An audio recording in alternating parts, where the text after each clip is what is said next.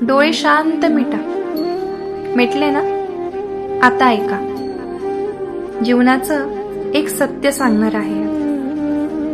जीवनाबद्दल एक अद्भुत सत्य आहे आपलं, जे अनेकांना समजतच नाही.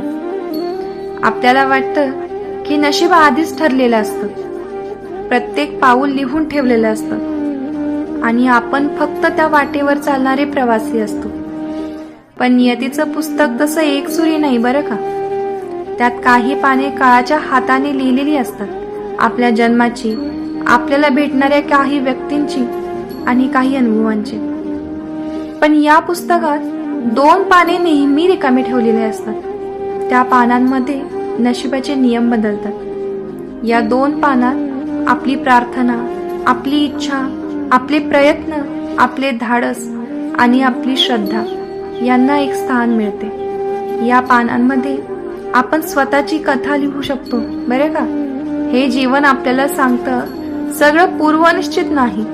काही भाग पूर्वजन्माचे, काही भाग परिस्थितीचे, पण काही भाग निश्चितच तुमच्या हातातले असतात. जेव्हा मनापासून काही हवं असतं तेव्हा जग तुमच्या विरुद्ध नसतं, ते त्या रिकाम्या पानात जागा बनवत असतं. म्हणूनच इच्छा ठेवणं थांबवू नका. मागणं, प्रयत्न करणं, स्वप्न पाहणं हे सगळं व्यर्थ नाही. नियतीची काही पानं बंद जरी असली तरी काही पाने नेहमीच उघडी असतात आणि न लिहिलेली असतात. ती 2 रिकामी पानं, तीच तुमची खरी शक्ती आहे. आणि पेन काढा आणि लिहायला सुरुवात करा. श्री स्वामी समर्थ, श्री स्वामी समर्थ, श्री स्वामी समर्थ.